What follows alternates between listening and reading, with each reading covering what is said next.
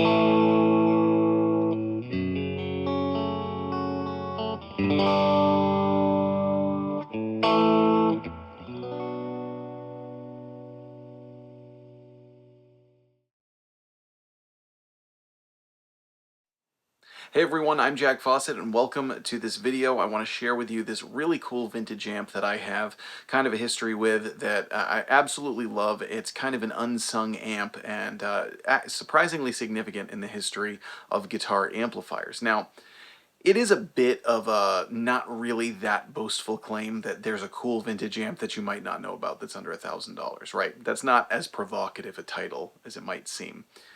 The thing is that there are actually a lot of cool vintage amplifiers that you can usually get for under $1,000. You know, if you're not talking about something like a Vox AC30 or a vintage Fender that people are familiar with, there were tons of great tube amps and things out there that you can get for not a lot of money. They just aren't always as well known, and you know, they kind of don't have the same sexy factor as a guitar would have, you know, right? So the difference in price between vintage amps and vintage guitars tends to be astronomically different. Today, though, I do want to point you in the direction of this amp because it's a really cool amp. It's very, very usable and can get some great tones. The amp we are talking about today is the Ampeg Reverberocket 2. Now, the reason that I say that this amp, and I should say this series of amplifiers, is historically significant is because these are credited, the Reverberocket series, not the Reverberocket 2, but the Reverberocket series is credited as being the first widely produced amplifier to have reverb built in. Actually precedes Fender as being a regular production amplifier that has reverb. And this one has reverb and tremolo. Now, the interesting thing about the history of Ampeg amps, for those of you that know, Ampeg was run by a guy named Everett Hull, who loved jazz and hated distortion subsequently. So the first Reverberockets actually sounded really, really bluesy and crunchy, and he hated that and wanted the design to be different. And so they used different output tubes and changed things up a little bit. And with a Reverberocket 2, you get a much cleaner amplifier. This amplifier does have a lot of Fender characteristics in some ways, but it just has this really lovely, bright, smooth tone to it. And it has a lot of vibe. It really captures the tone of a guitar. It really presents the character of the guitar, but also does so in this cool way where it sounds like a 60s amp. It's not timeless, but it's still usable. So it's a really, really neat kind of thing. Now, the reverb is extremely bright and splashy. It's a very, very present reverb, which I'm going to show you in a minute. You heard it a little bit at the beginning.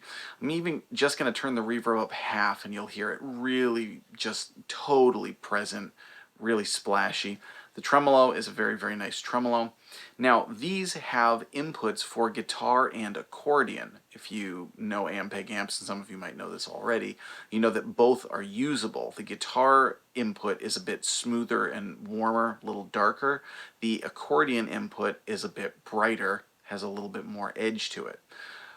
Many players will just outright tell you, just like, use the accordion input, that's where the magic is. Well, that can be true, but for me, it kind of depends on what guitar you're using. I don't like the accordion input with a brighter guitar, but I do like it with a darker, warmer guitar. So I'm going to show you tones from each input. I'm going to show you the tones of the reverb and the tremolo, and also going to turn it all the way up. Now, as I mentioned, this was made to be a cleaner amplifier when you got to the Reverberocket 2, which came around in 1963. That's when they switched. And there have been a number of versions of this amp over the years. There was a more modern one that I believe was in a 212 format that was kind of more your typical looking combo.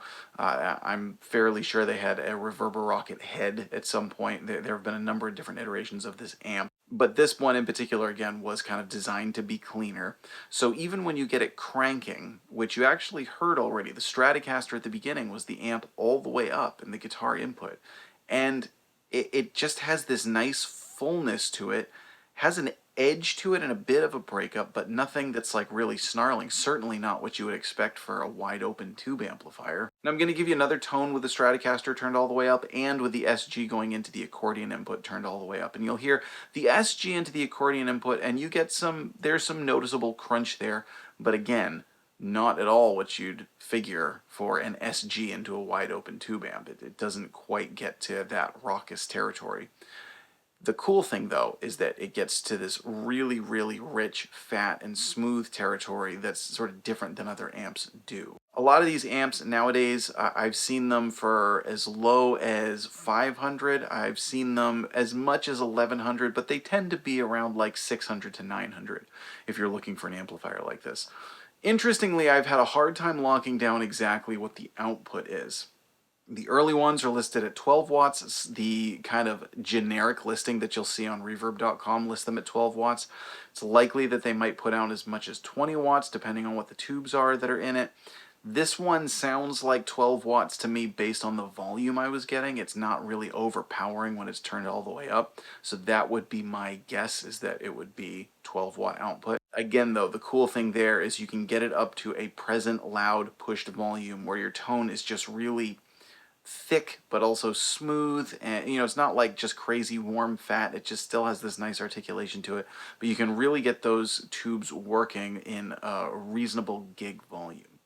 So let us know, what do you think of this Ampeg Reverberocket 2? Do you have any history with the Reverberocket series? My history with them goes back to playing local blues jams at a place called Bullfini's in Portland, Maine.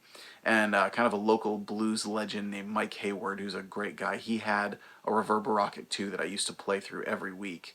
And we would have the thing wide open at the gig and just absolutely loved the tone. Really smooth overdrive, nothing chaotic about it.